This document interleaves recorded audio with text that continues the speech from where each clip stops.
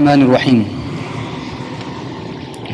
وعن عبد الله قيل عمرو بن العاص عمرو بن قيس بن المعروف بابن مكتوم المؤذن رضي الله عنه أنه قال: يا رسول الله صلى الله عليه وسلم، إن المدينة كثيرة الهوام والسباع. فقال رسول الله صلى الله عليه وسلم: تسمع حي على الصلاة حي على الفلاح فحي هلا. رواه أبو داود بإسناد حسن. ومعنى حي هلا تعال.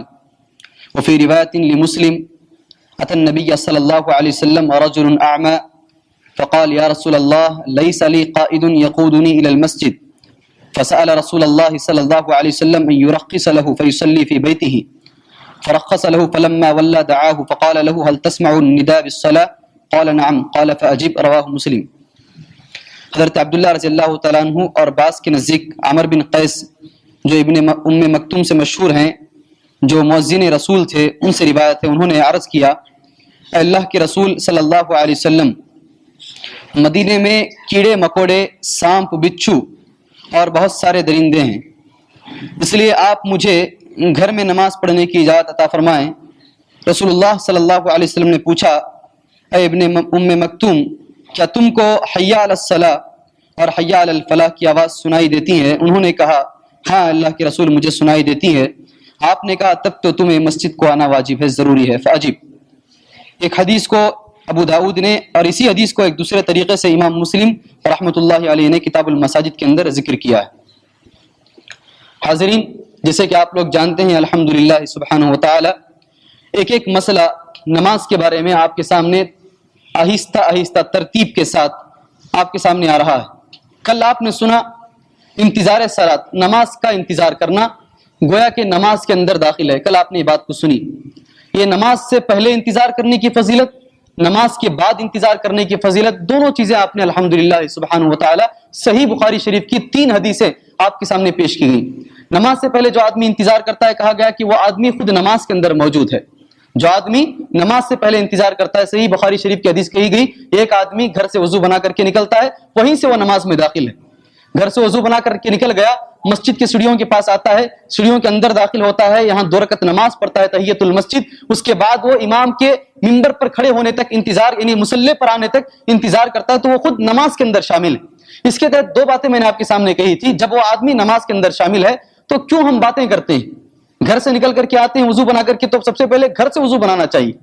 وضو کا جو تعلق مسجد سے رکھا گیا ہے، یہ تعلق ہی ایک ناحیے سے اگر دیکھا جائے تو ٹھیک نہیں ہے، غلط نہیں کہہ سکتے، ٹھیک نہیں ہے۔ آپ گھر سے وضو بنا کر کے آئیں، وہیں سے آپ نماز کے اندر شامل ہو جائیں گے، اور آتے ہوئے موبائل کو آف کر دیں، وہیں سے آف کریں۔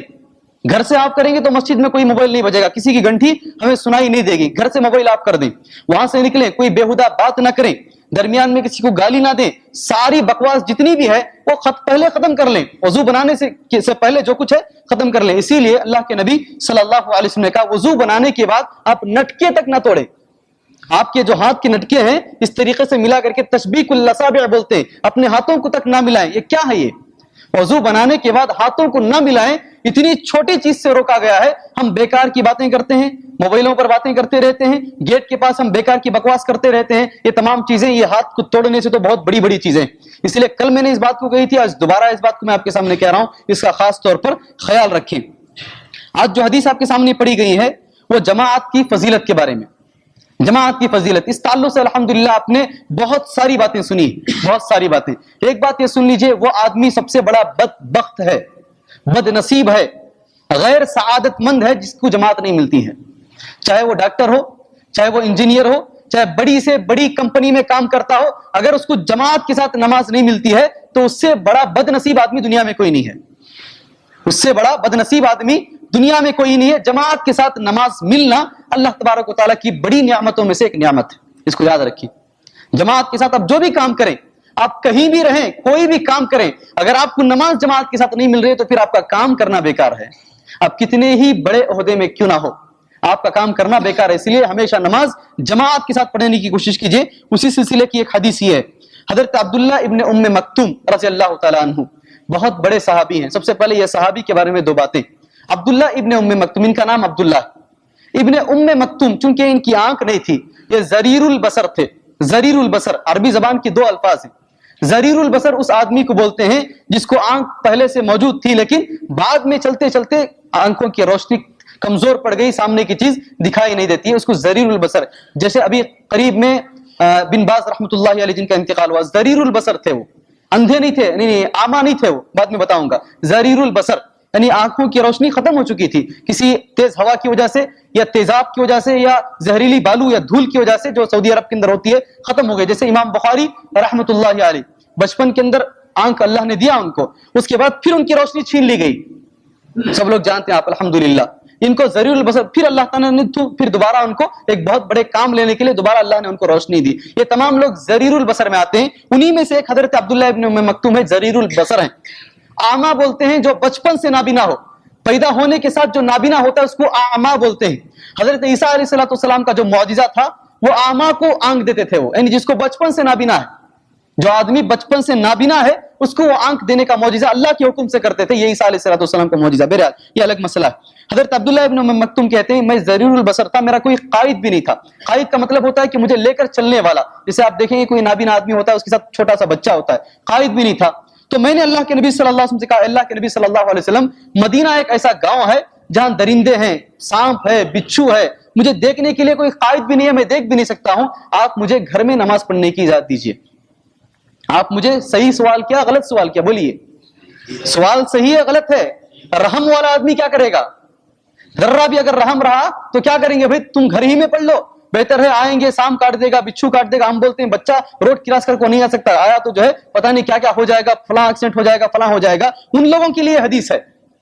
وہ لوگ جن کے بچے 10 سال کی عمر سے آگے بڑھ چکے ہیں اس کے باوجود وہ اپنے بچوں کو مسجد نہیں لاتے ہیں, ایسے لوگوں کے لیے حدیث موجود ہے. اور وہ لوگ جو تھوڑی تھوڑی سی بیماریوں پر بہانہ بنا کر کے, موچ آ گئے پیر میں, مولوی صاحب پیر ہی ٹوٹ گیا ہے, ہم مسجد کو کیسے آ سکتے ہیں, ایسے لوگوں کے لیے حدیث ہے. سنیے, اللہ کے نبی صلی اللہ علیہ وسلم سے پوچھا, درندے بھی ہیں, سانپ بھی ہے, بچھو بھی ہے, گڑے بھی ہیں. آج کی طرح تار روڈ نہیں تھے, بالکل ڈھلوان والے روڈ, کہیں نشیب تو کہیں فراز, وہی تو ہے لبیک لبیک. اللہ کے نبی صلی اللہ علیہ وسلم جو راستوں میں چلتے تھے تو کہیں راستہ ایک دم اونچا, کہیں ایک دم نیچے, تبھی تو اللہ کے رسول لبیک اللہم لبیک لا شریک لک لبیک کی تلبیہ پڑھتے تھے. ایسے راستوں کے بارے میں اللہ کے نبی نے فرمایا ٹھیک ہے گھر میں پڑھ لو. اللہ کے نبی صلی اللہ علیہ وسلم نے فرمایا ٹھیک ہے گھر میں پڑھ لو. جب واپس جانے لگے تو پوچھا کیا تمہیں حی علی الصلاۃ اور حی علی الفلاح کی ندا سنائی دیتی ہے؟ سب لوگ غور سے سنیے, حی علی الصلاۃ, حی علی الفلاح. حی علی الصلاۃ کو تو کیا بولو جی, نماز کی طرف آئیے بول کر, سن کر جو سوتے ہیں نا ان کے لیے نہیں, نماز کی طرف آئیے, حی علی الصلاۃ حی علی الفلاح. تو صحابی نے کہا اللہ کے رسول سنائی تو دیتی ہے. تو نبی کریم صلی اللہ علیہ وسلم فاجب, تو ضرور جواب دو, یعنی ضرور مسجد کو آؤ. ان سے زیادہ عذر والا آدمی شاید کوئی دوسرا نہیں ہوگا. آنکھ بھی نہیں ہے, راستہ بھی ٹھیک نہیں ہے, ایسے راستوں کے بارے میں اللہ کے نبی صلی اللہ علیہ وسلم فرمایا کہ تم نماز کو آؤ تو یہ سامنے کی سڑک اور یہ کیا بولتے ہیں وہیکل کا چلنا پھرنا, یہ گاڑیوں کا آنا جانا, یہ بالکل بیکار بات ہے. ہم راستہ پار نہیں کر سکتے ہیں, بچوں کو نہیں لا سکتے ہیں, ہمارے بچے 7 سال کی بڑی عمر کے ہیں, 10 سال سے بڑی عمر کے, ایسے لوگوں کے لیے یہ حدیث ایک زندہ ثبوت ہے, ایک زندہ دلیل ہے.